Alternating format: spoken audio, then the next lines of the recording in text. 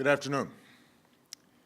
Today, the United States of America is changing its relationship with the people of Cuba. In the most significant changes in our policy in more than 50 years, we will end an outdated approach that for decades has failed to advance our interests, and instead, we will begin to normalize relations between our two countries. Through these changes, we intend to create more opportunities for the American and Cuban people and begin a new chapter among the nations of the Americas. There's a complicated history between the United States and Cuba. I was born in 1961, just over 2 years after Fidel Castro took power in Cuba, and just a few months after the Bay of Pigs invasion, which tried to overthrow his regime. Over the next several decades, the relationship between our countries played out against the backdrop of the Cold War and America's steadfast opposition to communism. We're separated by just over 90 miles, but year after year, an ideological and economic barrier hardened between our two countries. Meanwhile, the Cuban exile community in the United States made enormous contributions to our country in politics and business, culture, and sports. Like immigrants before, Cubans helped remake America, even as they felt a painful yearning for the land and families they left behind. All of this bound America and Cuba in a unique relationship, at once family and foe. Proudly, the United States has supported democracy and human rights in Cuba through these 5 decades. We've done so primarily through policies that aim to isolate the island, preventing the most basic travel and commerce that Americans can enjoy anyplace else.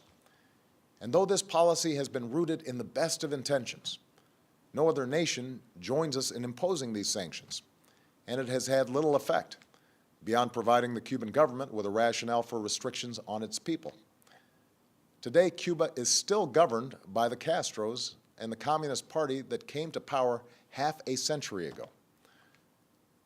Neither the American nor Cuban people are well served by a rigid policy that's rooted in events that took place before most of us were born.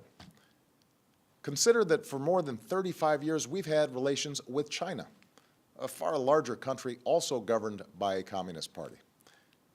Nearly 2 decades ago, we reestablished relations with Vietnam, where we fought a war that claimed more Americans than any Cold War confrontation. That's why, when I came into office, I promised to re-examine our Cuba policy. As a start, we lifted restrictions for Cuban Americans to travel and send remittances to their families in Cuba. These changes, once controversial, now seem obvious. Cuban Americans have been reunited with their families and are the best possible ambassadors for our values. And through these exchanges, a younger generation of Cuban Americans has increasingly questioned an approach that does more to keep Cuba closed off from an interconnected world. While I've been prepared to take additional steps for some time, a major obstacle stood in our way: the wrongful imprisonment in Cuba of a U.S. citizen and USAID subcontractor, Alan Gross, for 5 years. Over many months, my administration has held discussions with the Cuban government about Alan's case and other aspects of our relationship. His Holiness Pope Francis issued a personal appeal to me and to Cuba's President, Raul Castro, urging us to resolve Alan's case and to address Cuba's interest in the release of 3 Cuban agents who've been jailed in the United States for over 15 years. Today, Alan returned home, reunited with his family at long last. Alan was released by the Cuban government on humanitarian grounds. Separately, in exchange for the 3 Cuban agents, Cuba today released one of the most important intelligence agents that the United States has ever had in Cuba, and who has been imprisoned for nearly 2 decades. This man, whose sacrifice has been known to only a few, provided America with the information that allowed us to arrest the network of Cuban agents that included the men transferred to Cuba today, as well as other spies in the United States. This man is now safely on our shores. Having recovered these 2 men who sacrificed for our country, I'm now taking steps to place the interests of the people of both countries at the heart of our policy. First, I've instructed Secretary Kerry to immediately begin discussions with Cuba to reestablish diplomatic relations that have been severed since January of 1961. Going forward, the United States will reestablish an embassy in Havana, and high-ranking officials will visit Cuba. Where we can advance shared interests, we will, on issues like health, migration, counterterrorism, drug trafficking, and disaster response. Indeed, we've seen the benefits of cooperation between our countries before. It was a Cuban, Carlos Finlay, who discovered that mosquitoes carry yellow fever. His work helped Walter Reed fight it.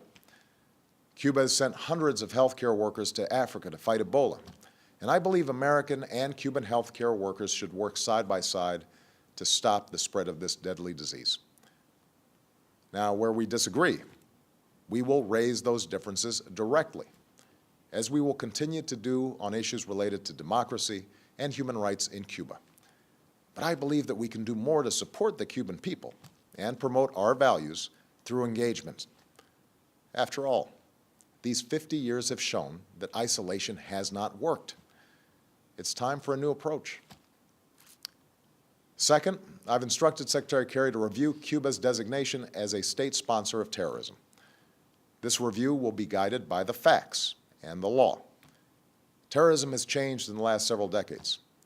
At a time when we are focused on threats from al-Qaeda to ISIL, a nation that meets our conditions and renounces the use of terrorism should not face this sanction. Third, we are taking steps to increase travel, commerce, and the flow of information to and from Cuba. This is fundamentally about freedom and openness, and also expresses my belief in the power of people-to-people engagement. With the changes I'm announcing today, it will be easier for Americans to travel to Cuba, and Americans will be able to use American credit and debit cards on the island. Nobody represents America's values better than the American people, and I believe this contact will ultimately do more to empower the Cuban people.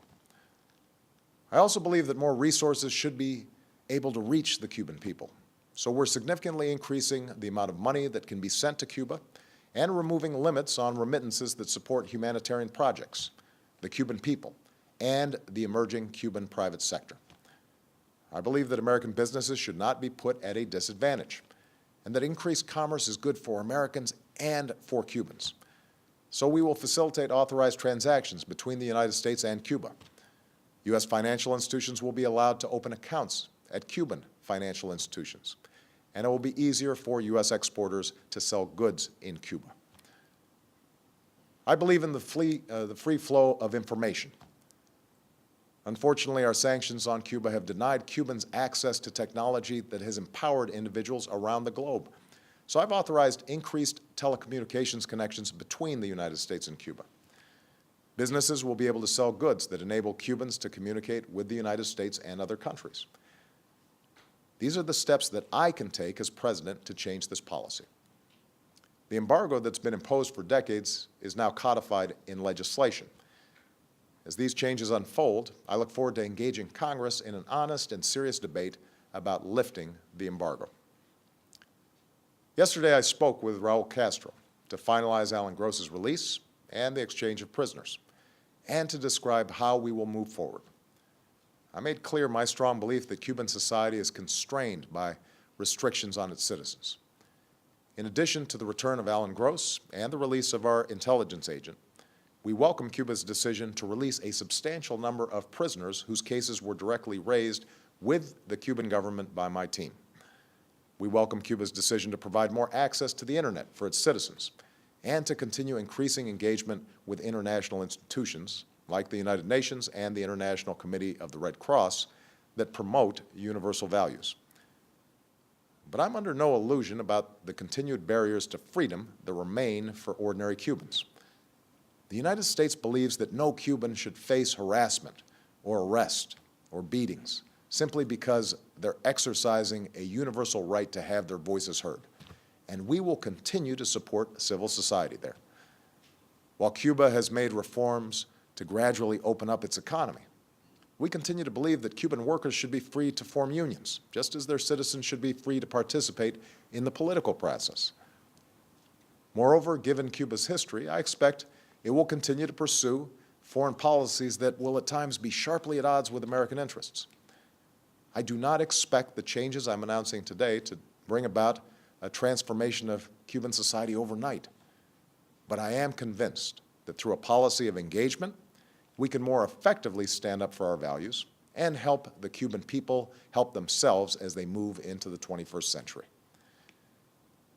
To those who oppose the steps I'm announcing today, let me say that I respect your passion and share your commitment to liberty and democracy. The question is how we uphold that commitment. I do not believe we can keep doing the same thing for over 5 decades and expect a different result. Moreover, it does not serve America's interests or the Cuban people to try to push Cuba towards collapse. Even if that worked, and it hasn't for 50 years, we know from hard-earned experience that countries are more likely to enjoy lasting transformation if their people are not subjected to chaos. We are calling on Cuba to unleash the potential of 11 million Cubans by ending unnecessary restrictions on their political, social, and economic activities. In that spirit, we should not allow U.S. sanctions to add to the burden of Cuban citizens that we seek to help. To the Cuban people, America extends a hand of friendship. Some of you have looked to us as a source of hope, and we will continue to shine a light of freedom. Others have seen us as a former colonizer, intent on controlling your future. Jose Marti once said, "Liberty is the right of every man to be honest." Today, I'm being honest with you. We can never erase the history between us, but we believe that you should be empowered to live with dignity and self-determination. Cubans have a saying about daily life. No es fácil. It's not easy. Today, the United States wants to be a partner in making the lives of ordinary Cubans a little bit easier, more free, more prosperous. To those who have supported these measures, I thank you for being partners in our efforts. In particular, I want to thank His Holiness Pope Francis, whose moral example shows us the importance of pursuing the world as it should be, rather than simply settling for the world as it is. The Government of Canada, which hosted our discussions with the Cuban government, and a bipartisan group of congressmen who've worked tirelessly for Alan Gross's release and for a new approach to advancing our interests and values in Cuba. Finally, our shift in policy towards Cuba comes at a moment of renewed leadership in the Americas. This April, we are prepared to have Cuba join the other nations of the hemisphere at the Summit of the Americas. But we will insist that civil society join us so that citizens, not just leaders, are shaping our future. And I call on all my fellow leaders to give meaning to the commitment to democracy and human rights at the heart of the Inter-American Charter. Let us leave behind the legacy of both colonization and communism, the tyranny of drug cartels, dictators, and sham elections. A future of greater peace, security, and democratic development is possible if we work together, not to maintain power, not to secure vested interests, but instead to advance the dreams of our citizens. My fellow Americans, the city of Miami is only 200 miles or so from Havana. Countless thousands of Cubans have come to Miami on planes and makeshift rafts, some with little but the shirt on their back and hope in their hearts.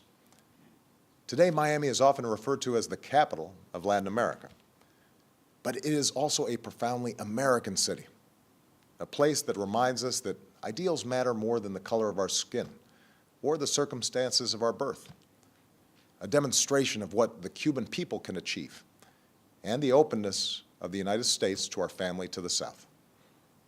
Todos somos americanos. Change is hard in our own lives and in the lives of nations. And change is even harder when we carry the heavy weight of history on our shoulders. But today we are making these changes because it is the right thing to do. Today America chooses to cut loose the shackles of the past so as to reach for a better future for the Cuban people, for the American people, for our entire hemisphere, and for the world. Thank you. God bless you, and God bless the United States of America.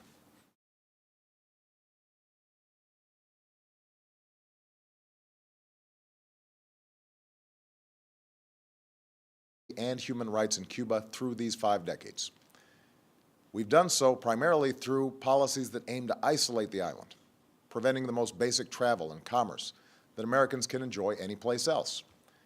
And though this policy has been rooted in the best of intentions, no other nation joins us in imposing these sanctions, and it has had little effect beyond providing the Cuban government with a rationale for restrictions on its people.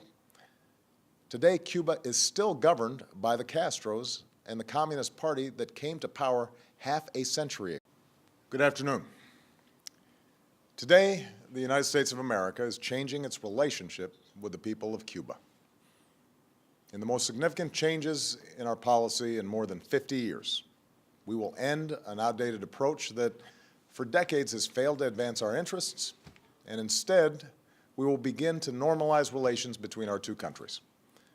Through these changes, we intend to create more opportunities for the American and Cuban people and begin a new chapter among the nations of the Americas. Neither the American nor Cuban people are well served by a rigid policy that's rooted in events that took place before most of us were born. Consider that for more than 35 years, we've had relations with China, a far larger country also governed by a communist party. Nearly 2 decades ago, we reestablished relations with Vietnam, where we fought a war that claimed more Americans than any Cold War confrontation. That's why, when I came into office, I promised to re-examine our Cuba. There's a complicated history between the United States and Cuba. I was born in 1961, just over 2 years after Fidel Castro took power in Cuba, and just a few months after the Bay of Pigs invasion, which tried to overthrow his regime. Over the next several decades, the relationship between our countries played out against the backdrop of the Cold War and America's steadfast opposition to communism. We're separated by just over 90 miles, but year after year, an ideological and economic barrier hardened between our two countries. Meanwhile, the Cuban exile community in the United States made enormous contributions to our country in politics and business, culture, and sports. Like immigrants before, Cubans helped remake America, even as they felt a painful yearning for the land and families they left behind. All of this bound America and Cuba in a unique relationship, at once family and foe. Proudly, the United States has supported democracy